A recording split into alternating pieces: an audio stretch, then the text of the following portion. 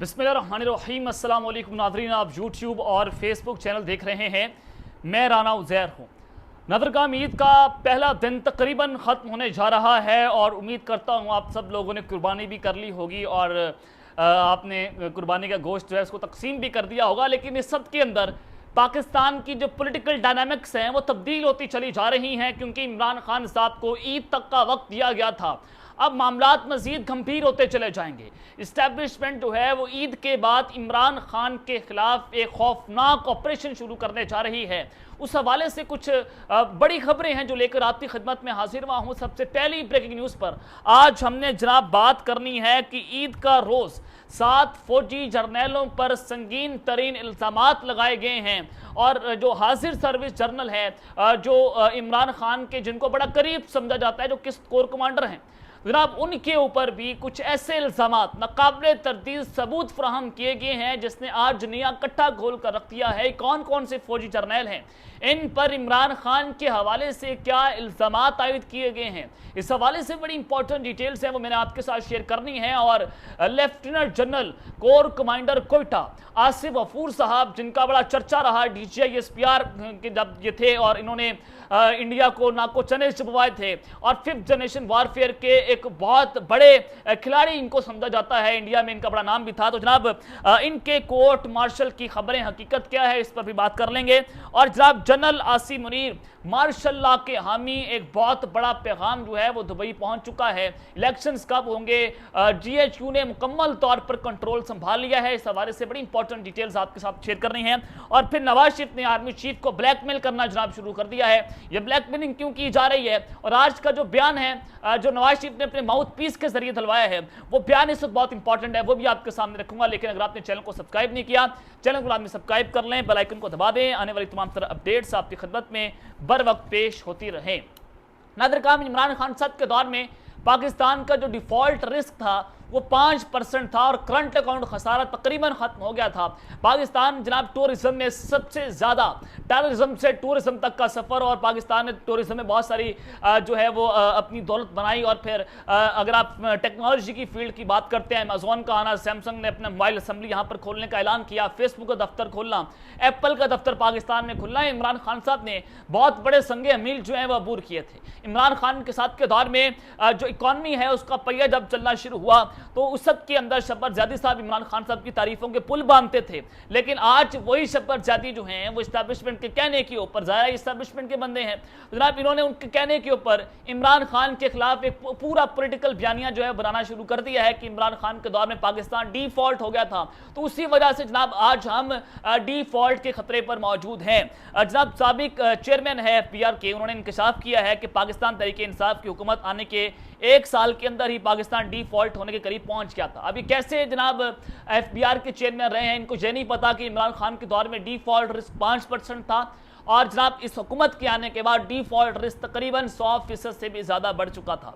शब्बर सदी का कहना है कि मई 2019 में उन्होंने ये बात इमरान खान को बताई और सदुमर ने इतराफ़ किया कि हम डिफॉल्ट के करीब हैं और पाकिस्तान तहरीक इंसाफ के पास कोई मुआशी प्लान नहीं था। ये उन्होंने बहुत बड़ा इल्ज़ाम जनाब इमरान खान साहब पर लगाया है। और आज जनाब जो ईद है पाकिस्तान के वज़ीर-ए-आज़म ने और आर्मी चीफ ने जवानों के साथ मनाई है और वहाँ पर जनाब उन्होंने ये पाक अफगान सरहद पहुँचे हैं आर्मी चीफ और वफाकी वज़रा भी उनके हमरा थे, जिसमें जनाब इसहाक डार साहब, मरियम औरंगज़ेब, ख्वाजा आसिफ जो हैं वो उनके हमरा थे। और ये 12 चिनार वो पहुँचे, वहाँ पर शहबाज शरीफ ने जवानों के हौसले जो हैं उनके बुलंद हौसलों को सराहा।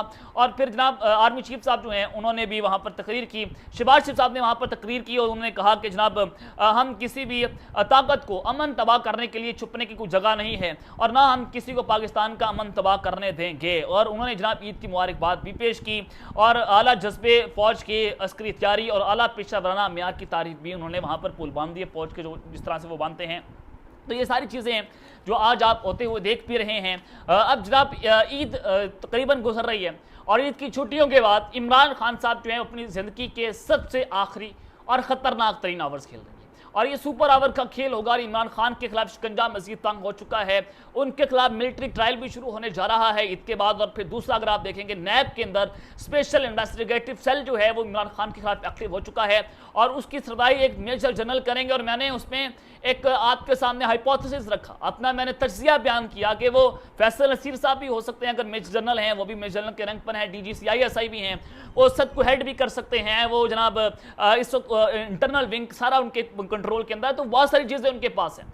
तो ये इस वक्त इमरान खान के लिए मुकाबला करना बड़ा मुश्किल हो चुका है। और यहाँ पर अगर आप बात करते हैं तो ये अगर लड़ाई हो गई, अगर ये जंग शुरू हो गई जो कि अब शुरू हो चुकी है, तो किसी को फायदा नहीं होगा। इमरान खान साहब भी खतरे के अंदर हैं, पाकिस्तान की इस्टेब्लिशमेंट को पाकिस्तान की अवाम पसंद करने को तैयार नहीं है, इस्टेब्लिशमेंट एक्सपोज हो चुकी है, पूरे का पूरा निज़ाम नंगा हो चुका है। तो जनाब इमरान खान साहब ने इनको बेनकाब किया। अब एक जानिब ताकत खड़ी हुई है, दूसरी जानिब अकेला कप्तान खड़ा हुआ है। ये लड़ाई बड़ी खतरनाक है, लेकिन जो फायदा है वो इसमें किसी को नजर नहीं आ रहा। और इसी वजह से इमरान खान साहब बार बार आर्मी चीफ को बता रहे हैं कि जनाब आए मिलकर बात कर लेते हैं, मिलकर बैठते हैं, मुज़ाकरात करते हैं, पाकिस्तान के लिए फायदेमंद है। अगर आपने ऐसा कुछ ना किया तो जनाब आपके हाथ में कुछ नहीं होगा। ये खान साहब बेतहाशा बार ये बात आर्मी चीफ तक को पहुंचा चुके हैं, लेकिन आर्मी चीफ इमरान खान साहब से बात करने को तैयार नहीं है। और फिर सवाल ये पैदा होता है कि अचानक से पीपल्स पार्टी के दिल के अंदर इमरान खान के लिए एक नरम गोशा पैदा हुआ है। और मैंने आपको बताया कि आसिफ जरदारी साहब जो हैं वो नवाज शरीफ को इस बात पर राजी कर रहे हैं कि वो इमरान खान के साथ भी बैठें। और ये क्यों इमरान खान साहब को ट्रैप करने की कोशिशें की जा रही हैं इंतखाबात के अंदर। क्या इमरान खान साहब पीपल्स पार्टी के साथ इत्तेहाद करेंगे, ये एक बहुत बड़ा सवाल है।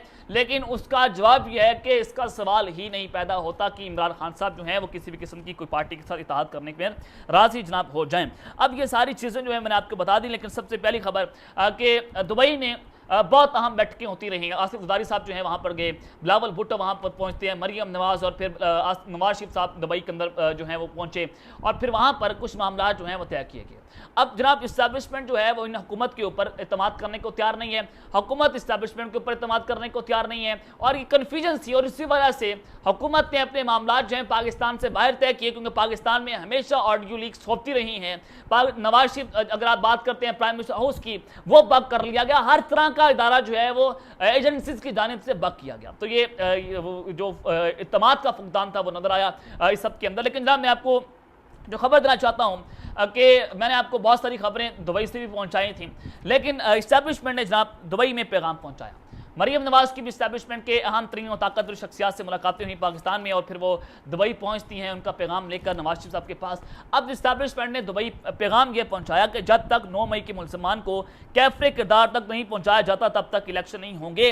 अब यानी कि इलेक्शन डिले हो जाएंगे, इमरान खान साहब को ईद के फौरी बाद किसी भी वक्त गिरफ्तार किया जाएगा और अगर इलेक्शन डिले होते हैं तो पाकिस्तान का आइन मुअत्तल हो जाएगा। जब पाकिस्तान का आइन मुअत्तल होगा तो इट्स मीन के पाकिस्तान में मार्शल लॉ लग चुका है और इसका मुकम्मल टेक ओवर जो है वो GHQ ने कर लिया है। और ये इस्टेब्लिशमेंट ने पैगाम किसको पहुंचाया है? ये पैगाम पहुंचाया है दुबई के अंदर, ये पैगाम पहुंचाया है हुकूमत को। तो ये सारी चीज़ें आपने देखनी है कि इस्टेब्लिशमेंट जो निगरान वज़ीर-ए-आज़म मुमकिन तौर पर 3 नाम मैंने आपके सामने भी रखे थे कि मोहसिन बेग का नाम है और इसमें गौहर एजाज साहब का नाम है और फवाद हसन फवाद, तो इनको भी बताया गया कि आप 1-1.5 साल के लिए जनाब हुकूमत के अंदर आएंगे। तो ये आपने समझना है कि मार्शल लॉ के हामी नजर आ रहे हैं मौजूदा अस्करी क़यादत मुबैना तौर पर, लेकिन ऐसा हरगिज़ नहीं होना चाहिए। पाकिस्तान में फौरी तौर पर इलेक्शन होने चाहिए।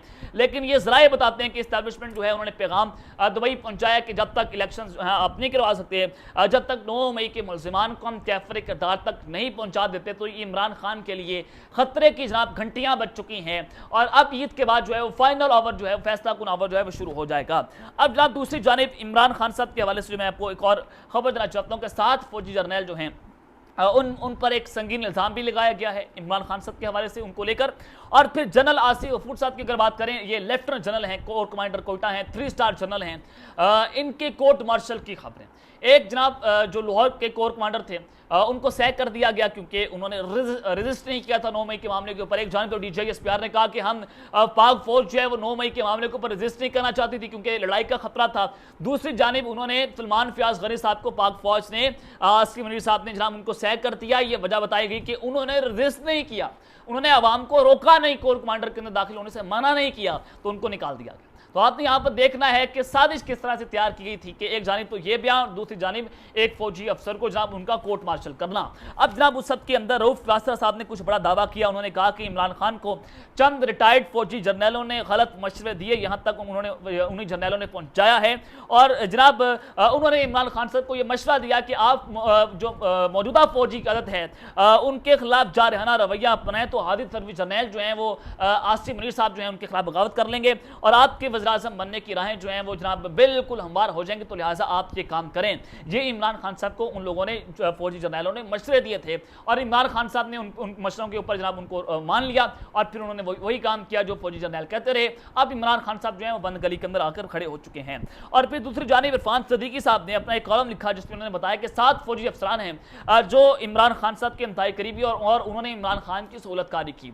अब उन्होंने 7 नाम लिए। एक जनरल शुजा पाशा साहब थे, ये भी DGISI साबिक रह चुके हैं। जनरल जहीर इस्लाम साबिक DGISI, जनरल रिजवान अख्तर साबिक DGISI। और जराए ने बताया कि ये दोनों जो DGISI हैं, जनरल जहीर इस्लाम और रिजवान अख्तर साहब, इनको GIHQ बुलाया भी किया और इनसे सवाल पूछे गए इमरान खान साहब के हवाले से, क्योंकि जनरल जहीर इस्लाम जो है वो बड़ा खुलकर पाकिस्तान तहरीक इंसाफ और इमरान खान साहब को सपोर्ट भी करते रहे। और चौथा नाम जनरल फैज़ हमीद और 5वां जनरल आसिम सलीम बाजवा साबिक DGISPR और जो छठा नाम उन्होंने बताया 7वां जनरल आसिफ गफूर साहब कि ये जनाब इन्होंने भी आउट ऑफ द वे ये इमरान खान साहब को सपोर्ट करते रहे और इमरान खान साहब को सपोर्ट करते आ रहे हैं। आसिफ गफूर साहब जो हैं वो DGISPR भी रहे और फिर जनाब अब वो कोर कमांडर कोयटा हैं, लेफ्टिनेंट जनरल हैं। तो इनके ऊपर ये बहुत बड़ा सवाल है। और अगर आप देखेंगे 9 मई के मुलजमान का किरदार तक पहुंचाना है तो ये सारी चीज़ें कि इमरान खान साहब इनका मशवरा मान रहे थे। तो आसिफ गफूर साहब जो हैं उनके बारे में भी ये वहाम पैदा हो चुका है कि अब उनके गिर्द भी शिकंजा तंग किया जाएगा। जनरल फैज़ हमीद ऑलरेडी शिकंजे के अंदर मौजूद हैं। तो ये इस वक्त बहुत सारी खबरें जो हैं वो रऊफ क्लास्टर साहब जो हैं वो इनको फैला रहे हैं। तो सलीम साफी साहब ने कहा कि ईद के बाद फैसला कुन कार्रवाइयाँ जो हैं वो तेज़ हो जाएंगी और इनके साथ भी, खान साहब के साथ भी वही सलूक होगा जो अल्ताफ़ हुसैन के साथ किया गया था। ये खबर मैं आज से तकरीबन 3-4 माह पहले दे चुका हूँ कि ये इमरान खान साहब के साथ अल्ताफ़ हुसैन वाला और MKM वाला सलूक करेंगे। तो ये सारी चीज़ें जो हैं वो जनाब इस वक्त चल रही हैं। अब जनाब आज के नवाज शरीफ ने आर्मी चीफ को ब्लैकमेल करना शुरू कर दिया है, मौजूदा आर्मी चीफ को, जनरल आसिम मुनीर साहब को। और ये नवाज शरीफ साहब की चॉइस थे कि उन्होंने इन्हीं को आर्मी चीफ बनाना है। तो जनाब उन्होंने अपने एक माउथ पीस हैं, सेनेटर हैं इरफान सदीकी साहब, उन्होंने जनाब ये बयान दिया। ये जनाब लंदन से मौजूद हैं। तो इन्होंने कहा कि जनरल बाजवा किसी सूरत भी जनरल आसिम मुनीर को आर्मी चीफ नहीं बनाना चाहते थे। वो मुकम्मल तौर पर उनके रास्ते में रिकावट थे। तमाम जमातें उनके एक्सटेंशन देने के हक में थी। सिर्फ नवाज शरीफ साहब जो है वो डटकर खड़े हो गए और उन्होंने एक्सटेंशन नहीं दी और army chief general Asim Munir को बनाया, क्योंकि वो ही सीनियरिटी के एतबार से प्यारे नंबर के ऊपर थे। तो आर्मी चीफ जो है वो नवाज शरीफ साहब ने इनको आपको बनाया है। यह एहसान जताया जा रहा है नून लीग की जानिब से कि हमने आपको आर्मी चीफ बनाया, बाजवा आपको आर्मी चीफ नहीं बनाना चाहता था। लेकिन फिर सवाल ये पैदा होता है कि जब बाजवा साहब आपको आर्मी चीफ नहीं बनाना चाहते थे तो जनरल आसिम मुनीर ने यौम शुदा के मौके पर जनरल बाजवा को अपने साथ बिठाया था। वो तस्वीर भी आपने सोशल मीडिया पर देखी होंगी और अभी तकरीबन 25 मार्च के सारे मामला थे। तो अगर बाजवा आसिम मुनीर साहब की आपस में नहीं बन रही थी तो वो तस्वीर जो है वो क्यों एक साथ इकट्ठी ली गई। और फिर अगर आप इसको वक्त की नज़ाकत के तौर पर देखें, टाइमिंग अगर आप इसकी देखें तो ये ब्लैकमेल किया जा रहा है कि जनाब हमने आपको आर्मी चीफ बनाया तो हम आपको उतार भी सकते हैं, आपको सैक भी कर सकते हैं और DGISI को आर्मी चीफ बना सकते हैं। तो मैंने आपको बताया था कि दुबई के अंदर ये बातें हो रही हैं कि वो मौजूदा आर्मी चीफ के ऊपर पाकिस्तान की जो हुकूमत है, बिलखुसूस नवाज शरीफ गद्दारी साहब जो हैं वो इनके ऊपर इस्तेमाल करने को तैयार नहीं है। तो ये सारी चीज़ें चलती आ रही हैं। तो अब तक कर लेते हैं, अपना ख्याल रखिएगा। लाजमी ख्याल अल्लाह ने के बाद पाकिस्तान जिंदाबाद।